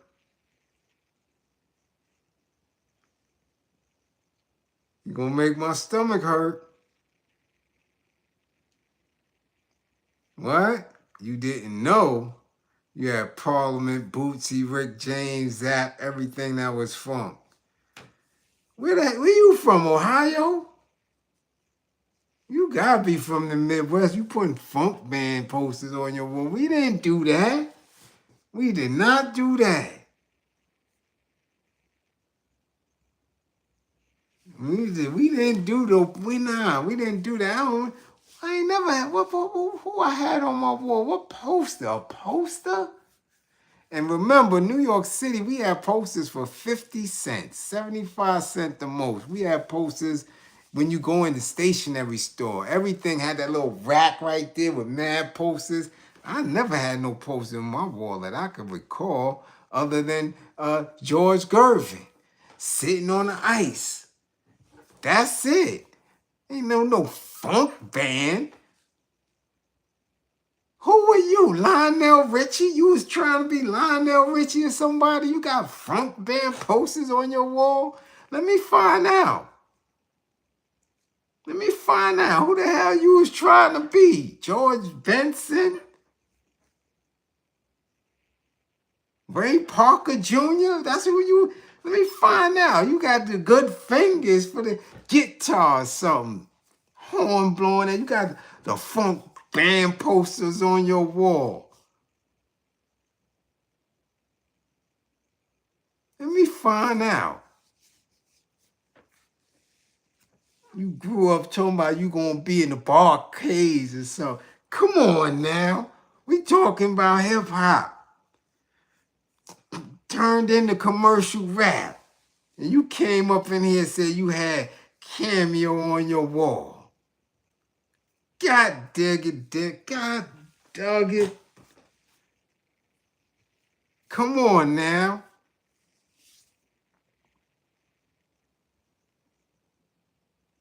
Come on now. I'm trying to keep it together. I'm trying to keep it together. Can you imagine that? Nah, serious talk, y'all. Can y'all imagine that? Y'all come in his room, and he got just a gang on the wall. All them groups had about 14 members. You come in his room, it's like this, God damn. You ready to run out. So many mans up in there. You just see a bunch of eyes, like 40 eyes in there as soon as you come in his room. And some of them funk band dudes, mustaches down to here, hair like this, just looking at you. He got a whole wall, about 40 dudes. You think you gonna get jumped up in his room. What's going on, man? God diggity dog.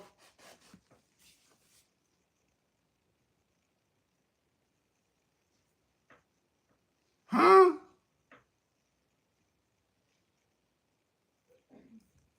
Yeah. What'd he say?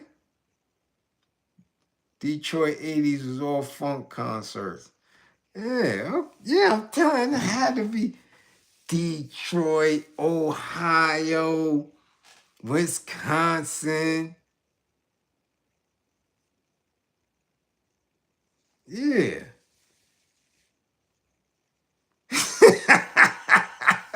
Yo, Frank, cut it out. Frankie, stop.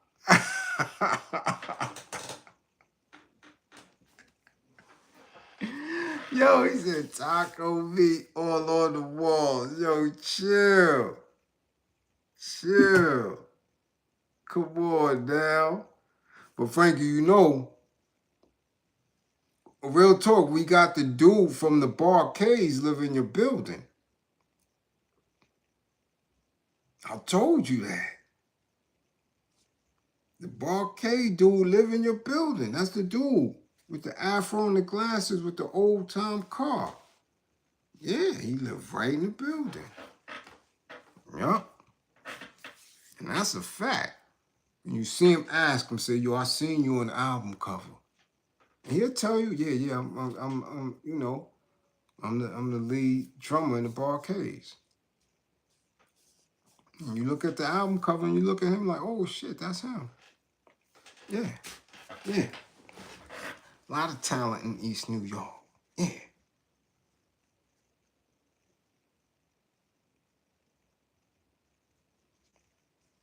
Yeah. I'm telling you.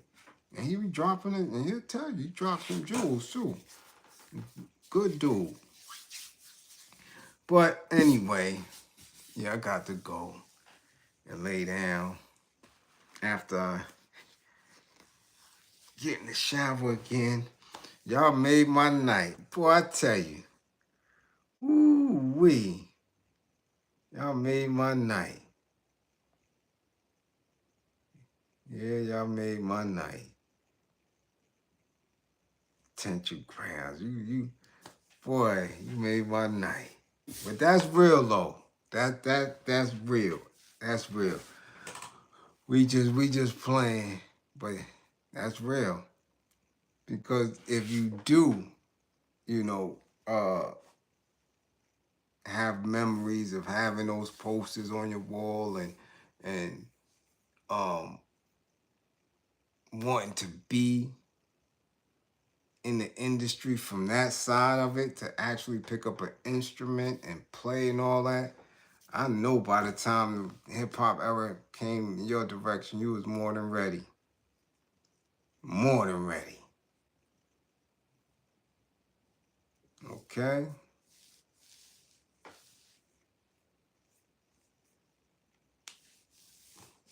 What is y'all beefing about? What y'all beefing about in there? Y'all take home out the Roots. The Roots is a band, yo. That's it. That's it. There's really no beef. You can't beef with somebody if they say they corny. They don't like it. Let me tell you something. I love, and I tell you because these homies, I put life on the line for them, and I loved Gangstar, Guru, and all that. But I hated the Jazzmatazz shit. I didn't like it at all. None of it. I don't care how you try. Q-Tip is the only one that's able to utilize jazz in that space. I'm not a jazzy dude. I don't get, nah. I'm not sitting there, I'm not going to no jazz band with you. To me, this shit is corny. It just is. So if somebody is like, yo, the Roots is corny, they don't do nothing for me, you gotta respect that. I never felt the Roots. Ever. They had a couple of songs. Never. Didn't feel them. At their best, when they had everybody with Rozelle and Malik and all of them, yeah, it was decent, but come on. I'm not, nah. That shit didn't move me. It didn't. It just didn't. Not at all. That's a Sonic hip hop band. Loved it. Came through with it. But the band aesthetic, you didn't get that on. You didn't feel that on Wax. In they show, live show, you see it from Stet. On Wax, It was pure hip hop. So it worked different for me. Roots, you heard that shit on their records. You knew it. It was like, I mean, I wasn't moved by it. I didn't. That shit never moved me. Nothing. Nothing about them. How they look. None of that shit. Pack their ass up. Get the Roots out of here. That's just how it was. I wasn't buying that shit. Not. They don't have a catalog for me. Nothing. I'm not going and copying it. Nothing about them. And that's just because it doesn't resonate with me. It just doesn't. Now, there's a lot of pure, hardcore hip hop that I think is trash too. And it has all the elements of hardcore hip hop, but lyrically, this shit is garbage. I don't like it. People get tight when I keep telling them I didn't like Big Al. I thought Big Al was garbage. I didn't like him. Nothing about him. He had his moments where I was like, oh, that's Al. That shit is fire. The joint with him and OC, fire. Joint with him and Kane, fire. Ebonics, fire. He had moments. Well, I ain't fuck out of here with that shit. I thought he was low budget, low finesse. I never the voice, nothing. He was a corn to me. Other people swear by it. They swear, yo, nah. I wasn't buying it. Get that shit out of here. I just, no.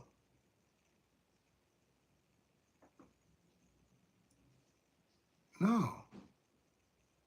It didn't move me. I wasn't going to go to no show he was at. Nothing. I wouldn't have bought nothing. And I was there for all of it. I was there for the tapes. I was there for Children of the Corn. I was there for all them on Stretch and Barbito and all. Nothing. By the time I heard Children of the Corn, I was like, yo, who Cam? Who that? Who McGruff? Who that? I wasn't Al? Nah. Mm-mm. No, that wasn't it for me. But again, everybody is very opinionated when it comes to hip hop, especially MCing. All right? Everybody like what they like. That's why I always put it in a criteria. Voice, flow, word, scheme, show, style, how they dress, all that. And consistency.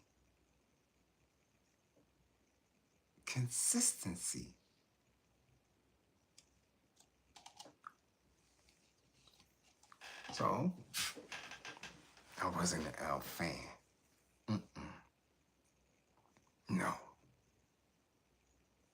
No, I wasn't. And it's fine.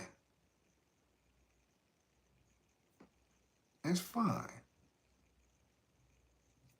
You dig? I know I don't like your man Thought. Don't like Thought at all. At all. Y'all talk Philly? Man. Steady B. Woo-hoo. Steady B. DST. You know what I'm saying? Steady was nice. 3 times dope is nice. And then it was a while before anybody else came through that was like, yo, especially on wax. Then, you know, I heard Roscoe P. Cold Chain. Nice. He was nice.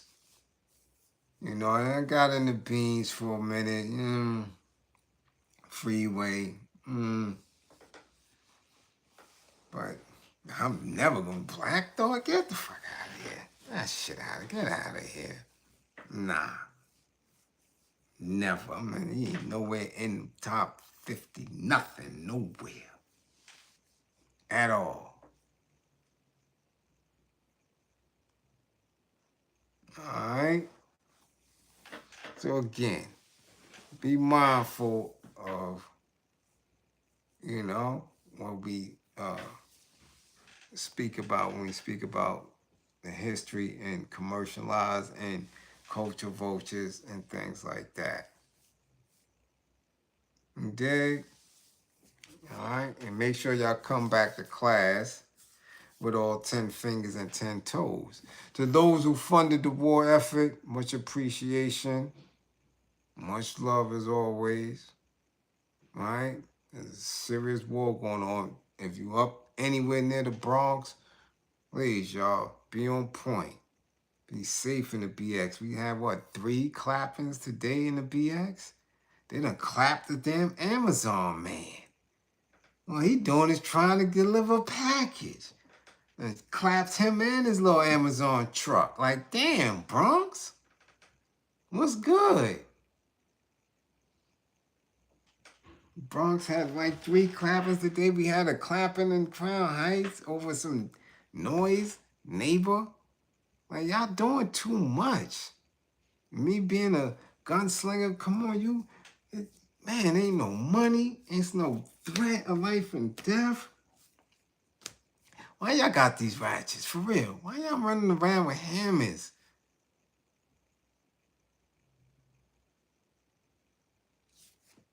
It's like, come on, y'all.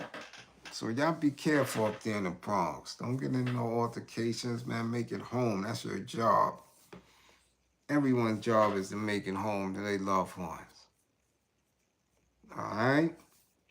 Classroom assistants, much appreciation for holding me down as always. We going to get there. Don't worry about it.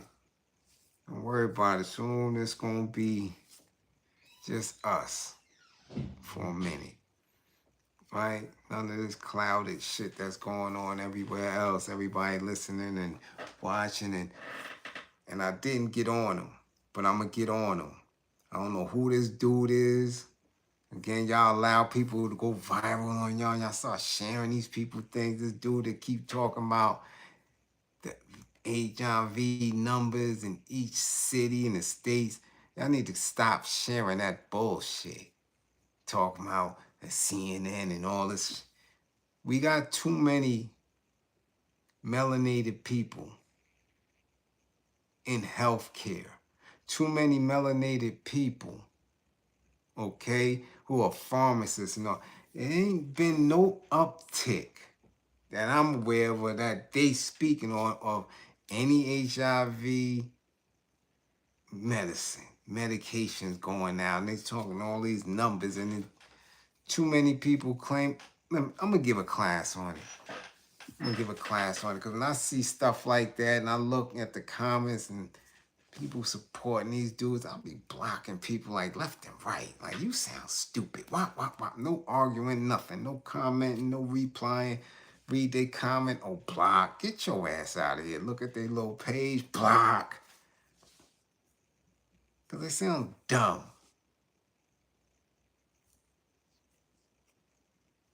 What? Get at who? Rampage Jackson, son. Why I gotta get at him? Because he pound that man out? You gotta get at his pops. You heard what his pops said? I put college money to the side for these, but I put bail money to the side for what? Crazy. But he pound that man out. Man hit him with a beer can or something, right? Fuck that, pound my. You know me, I'm down for somebody getting pounded out, getting plucked out. Get your ass down, you know?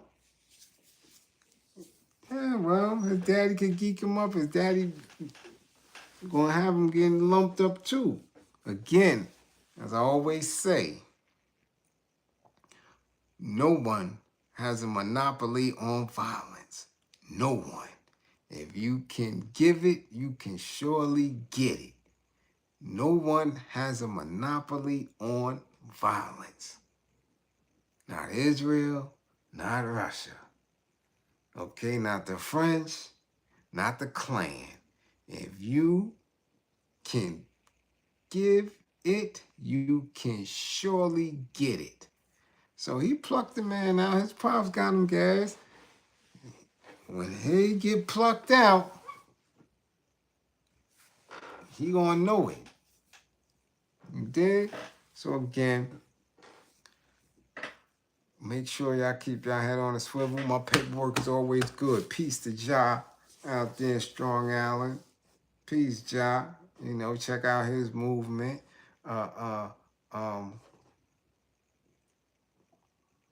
Truckers, make sure y'all safe. Make sure y'all safe, truckers. Keep y'all little ratchets on y'all. Somebody act up, pop them. That's it.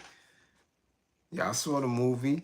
Y'all watch Sinners. Y'all think that shit come from nowhere? Listen what I'm telling you, truckers. Keep that thing on you. I'm telling you. All that truckers missing, truck. Somebody eating them. Y'all said they missing. They haven't been found as of yet. So if y'all won't believe that portion of the news, they might have got, vampires might have got them. Y'all blaming white folk. All right? So truckers, be safe. For real. Pop that. Let that thing go. Anybody stop you and you know you ain't do nothing wrong, do your thing. Okay? Again, guard your mind. Don't believe in me. Believe in my belief in you. Much appreciation for coming through. See y'all tomorrow. Yeah, y'all think I'm playing vampires? Got him. Yeah. Got the trucker right here. Fucking mean they missing. Y'all ain't see him. Yeah, he should have had that thing on him. Now that goddamn thing. Hey, be careful, truckers. I'm telling you, guard your mind. Again, don't believe in me, believe in my belief in you. We will win. Remain militant. 55 gang. Get y'all grades up.